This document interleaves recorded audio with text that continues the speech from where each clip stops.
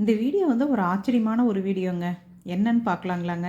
இது இப்போ நம்ம பார்க்குறது சிகப்பு கத்தாழைங்க. இந்த செடி வந்து எங்கள் வீட்டில் வச்சு 10 to 12 வருஷம் இருக்குங்க. ஆனால் எனக்கு சிகப்பு கற்றாழைன்னு தெரியாமையே இத்தனை நாளாக நான் வந்து இதை வச்சிட்டு இருந்திருக்கேங்க. ஆனால் வந்து இது வந்து ஒரு முக்கியமான கற்றாழை அப்படின்னு தெரியும். எப்படின்னா என்னுடைய ஃப்ரெண்டு வந்து கொல்லிமலையிலேருந்து இது கொண்டு வந்து கொடுத்தாங்கங்க. கொடுத்துட்டு இது வந்து ரொம்ப வந்து மருத்துவ குணம் வாய்ந்ததுன்னு சொன்னாங்க அப்படின்னு சொன்னாங்க. ஆனால் அப்போலாம் சிகப்பு கத்தாழைங்கிறதெல்லாம் தெரியாதுங்க. நான் பாட்டுக்கு வீட்டில் வச்சுருந்தேங்க.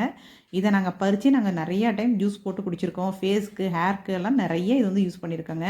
ஆனால் என்னென்னா பறிச்சுட்டு வந்த உடனே இதை வந்து நாங்கள் கட் பண்ணி கழுவி 7-8 டைம் கழுவிடுவோங்க. கழுவிட்டு நான் யூஸ் பண்ண ஆரம்பிச்சிருவேன்.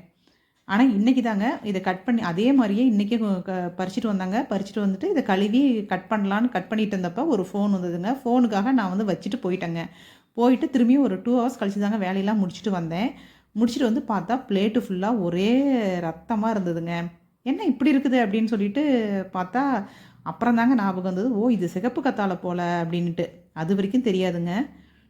ஆனால் இது வந்து நம்ம நார்மல் கற்றாழை வந்து ரொம்ப பருமனாக இருக்குங்க. இது வந்து அவ்வளோலாம் பருமனெலாம் இருக்காதுங்க. பருமன் வந்து கொஞ்சம் கம்மியாக தான் இருக்கும். செடி வந்து நல்லா பெருசாக தாங்க இருக்கும். அதை விட கொஞ்சம் சைஸும் பெருசாக இருக்கும்.